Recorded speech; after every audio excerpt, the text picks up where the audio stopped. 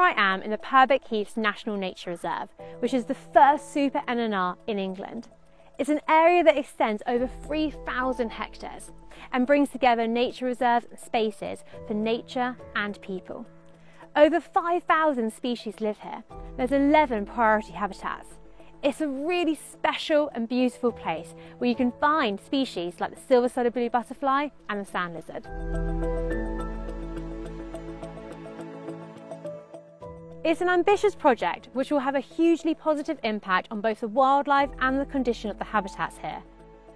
National Trust, Natural England, RSPB, Forestry England, the Rempstone Estate, Dorset Wildlife Trust, and Amphibian and Reptile Conservation, along with other landowners and managers, are all working together for nature recovery.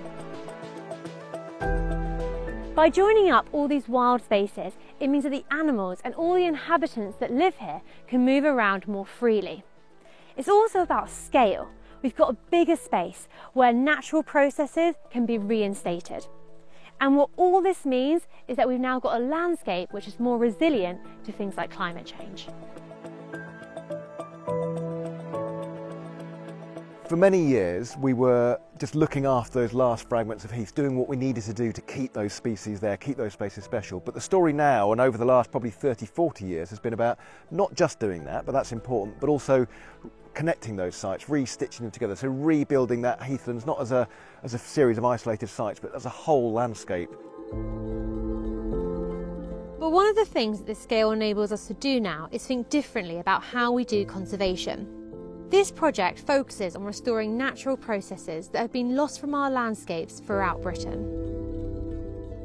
There's two projects we're doing particularly around restoring natural processes at the moment. One is a wild grazing project, so within half of the NNR we've taken down all the internal fences and we're reintroducing big herbivores, cattle, Exmoor ponies, pigs and deer to mimic what their wild ancestors would have done. And we think that those big herbivores, by behaving as, in a wild way, by having large ranges, are going to create a much more complex and diverse habitat. And the other big project we're doing here will be restoring beaver. Really important part of our heathlands are the wetlands, the mires, the stream systems, the river systems, and a big freshwater lake we've got here at Studland. Reintroducing beaver, not within a fence, but free-living beaver population, we think is going to really drive nature recovery within the wetlands. One of the first hands-on tasks for the team behind Purbeck Heaths was to remove sections of existing fences and barriers across the reserve. This joins up parcels of land which cattle previously couldn't graze or move across. So, now that we've taken the cattle grid out from further down, which used to mark the boundary of the 550 hectare grazing unit, we're now extending this to 1,370 hectares in partnership with National Trust and RSPB, which means that the animals are going to be grazing over a much wider area, and because they're grazing over that much wider area, it allows us to be more dynamic in terms of the processes and the habitats that we're creating. And that means that we can move away from this idea of having a mosaic habitat where it's really diverse and vegetation structures very static, and moving into something that's a bit more like a kaleidoscope. So you're really getting all of that shifting, that changing habitats, things are coming, things are going. And if we lose something in one area, it's okay, because it'll probably turn up somewhere else now that we've got these processes back in, and we know that we can be looking after the species specifically and focusing our efforts on those. Around 200 cows make up the grazing herd, comprising of North Devon, Aberdeen Angus and Longhorn breeds. These cattle spend the winter months and have their calves in grass fields, and are now able to range over large swathes of the nature reserve in the summer. Using natural land management methods like large herbivore grazing has many benefits.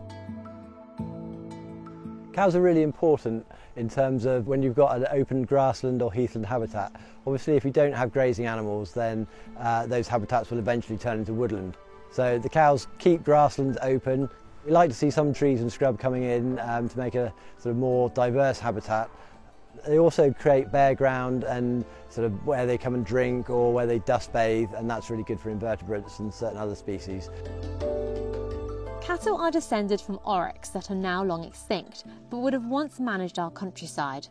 Purbeck Heaths has chosen modern cattle breeds with similar behaviours to have a similar natural effect on the landscape. For example, the hooves of cattle and other grazing animals will also create areas of disturbed ground which can benefit the NNR's specialist plants. Yellow century is a small annual plant. It's yellow. It comes out every year, once a year, and it's generally found sort of along this track, and it's dependent on disturbed ground in order to sort of grow and germinate and spread. So unfortunately, disturbed ground has been missing from Arne for the last sort of few decades. So the Warden team have had to drive a Land Rover across this very track to mimic that disturbance. But now the Purbeck Heaths National Grazing Unit project has introduced free roaming cattle, pigs and ponies to create this natural disturbance, so the yellow century can grow and thrive again. And it's also hoped that these animals will transfer the seeds to other locations so that new populations of the yellow century can be established there as well. People have a long history in this landscape, including using it to graze cattle for food. And the Purbeck Heaths NNR Grazing Unit will still form part of this local food chain.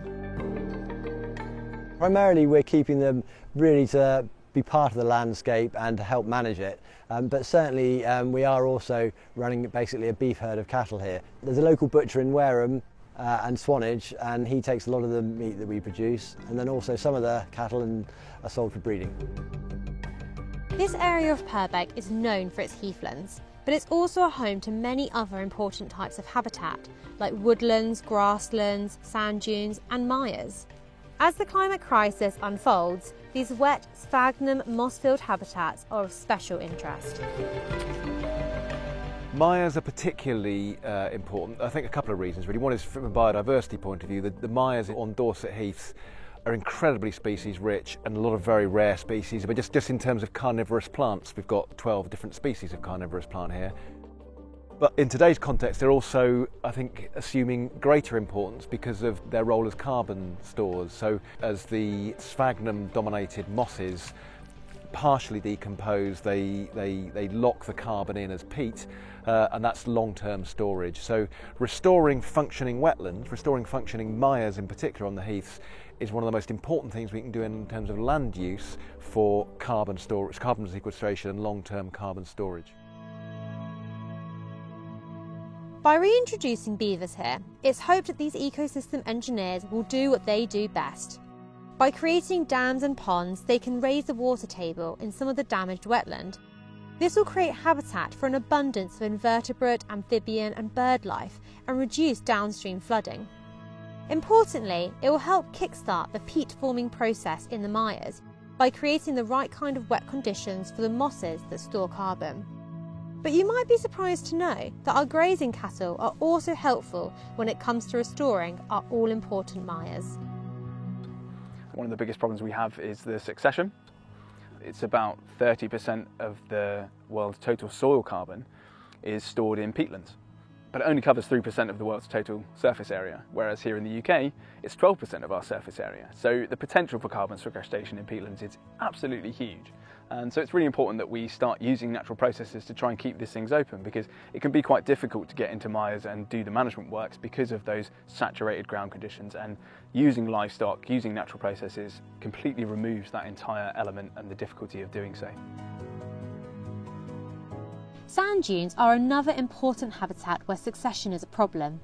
National Trust and Dynamic Dunescapes are creating more areas of bare sand, something that rare wildlife like the sand lizard and heath tiger beetle all need to thrive. The project is using grazing cattle and GPS virtual fencing technology to help them do this. So what happens when an animal is wearing a collar like this is, as it approaches the zone, then it will get an audible warning which increases in pitch. So that's just to alert the animal. If the animal should progress and persist over about 5 metres, it will get an electrical pulse, which is a fraction of a traditional electric fence. And then if it should continue on, then it's escaped. And I will see all of those warnings on my phone, and then I'm able to track that animal once it's escaped through the GPS and the collar. The virtual fencing system has so many benefits for us doing conservation grazing. So as well as tracking the cattle, we always know where they are. We have the benefit of being able to take all the data so we can gain a lot more insight into the cattle behaviour, what they like to eat, where they rest, where they drink. So that's really useful information for our grazier and the ecologist as well.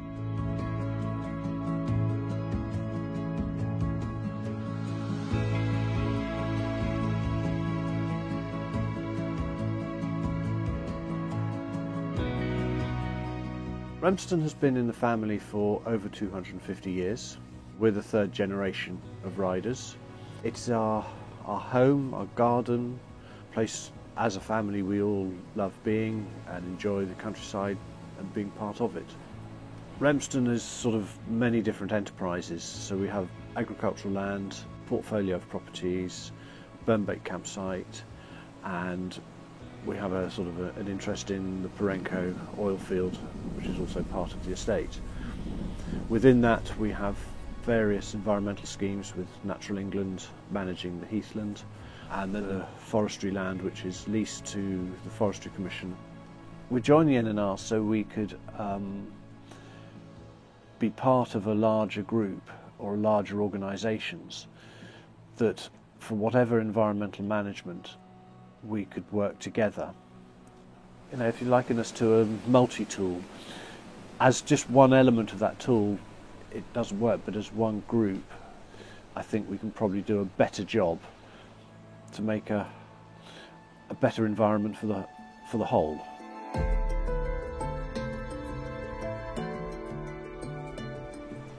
This is a landscape for people, where they can be active outdoors, where they can connect with nature and receive all of the benefits that the outdoors and nature has to offer.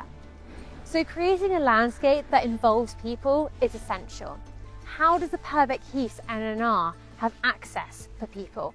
This is about being present in communities, listening to people, understanding their needs, and then working together to develop a space for everybody.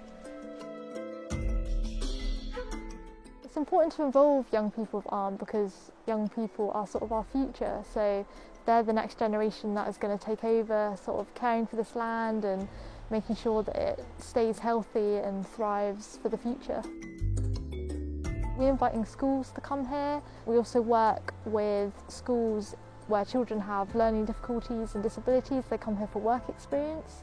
We also hold events for families of all ages, such as our Big Wild Sleepouts and also our Wild Weekends.